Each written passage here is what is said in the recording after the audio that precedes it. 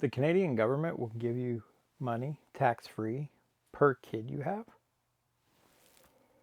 Let's talk about it. Today we're talking about what's affectionately known as the baby bonus or the Canada Child Benefit. More or less, it's a tax-free payment that the Canadian government hands out to every basically Canadian baby born in Canada. It is a monthly payment and it cycles through every year. It is completely tax-free, and it basically just gives every parent, every set of parents, a little bit of extra money to help pay for those necessities that come up as a kid. So what exactly is the Canada Child Benefit? It is a payment that runs from July through June every year. It's recalculated in July based on your prior year's tax return and adjusted for inflation and all those pieces. It's just recalculated in the month of July right now in 2026. So if you have a child that is 6 years or younger, actually let me rephrase that. If you have a child that is under 6 years, the yearly total amount is $8,157 Canadian, or works out to about $679.75 per month. And this is a key thing. It is paid every single month, usually on the 20th or thereabouts, depending on weekends and holidays. Once you're 6 years old and higher, the max per year is only $6,883 per year, or roughly $573.58 per month. So you lose about $100 from there. Now, there is a couple of extra stipulations as well. Those stipulations are as follows, and I will need to consult my notes here for this. To qualify for it, you must have a child who is under your 18 years of age and lives with you. You must be the primary person responsible for the care and upbringing of the child. Basically, if you get divorced, only one of the parents collects that payment, and usually it's likely to be the one that has primary custody. Even in Canada, the court system favors the wives. That's probably where it's going. You or your spouse, common law partner, must be a resident of Canada for tax purposes. What that means is you qualify even if you are just a permanent resident or, of course, a Canadian citizen. Now, some additional things with this. Again, this is calculated at a flat, at a starting rate every year, which is then adjusted based on your family income for the previous tax year. What I mean by this is, yes, the actual benefit you're being given is calculated in July of every year based on the previous year's tax return. So if you make, the bare minimum, you basically qualifies in the poverty level, which is something like $25,000 or less a year.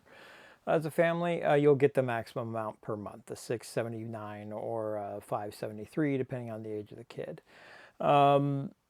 If you end up making more in a given year, when July comes around, it will be recalculated. And what I mean by this too is actually a very simple thing, and I've had it happen twice to me now, is simply, let's say you're working a minimum wage job. You get baby bonus based on that minimum wage income and your wife's income, and then it's November and you manage to get a much better paying job. Let's say it doubles your income. You still collect until June of the following year the calculated amount of the baby bonus of the previous year. It will not dynamically change through the year. But when July comes now, you might get a decent amount less based on whatever their calculation system is. Now, this amount is per child. So the more children you have, the more baby bonuses you can qualify for. Just as an example, I have 4 kids now.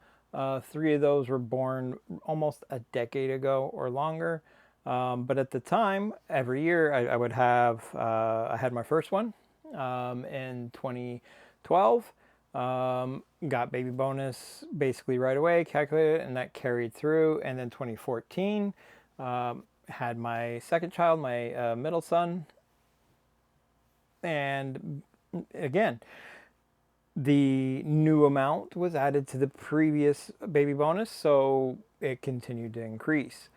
Then came the third child in 2016, and again that amount was applied and increased. And I think when we started, we were getting roughly $400 or $500 a month, and by the time I had the third one, we were sitting at about 1,400-ish per month. Again, because that amount kind of gradually comes down every year, plus additional better jobs and stuff like that got calculated down, and it would just gradually decrease. And then as each child hits 6 years old, it would drop a decent amount then as well. So before, just an example here, before I had my fourth kid, just a couple months ago, our baby bonus had dropped down to about $840, $850 a month. It had been as low as about $700 when I had a much better paying job 2 years ago. But again, lost my job, circumstances happened, and when that happened and the tax year updated, took it a year because of the time frame. I was just let go in March.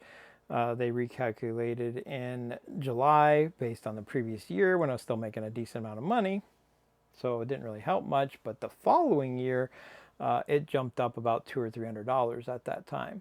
Now, as an example, I have 4 kids, and when this was calculated just recently,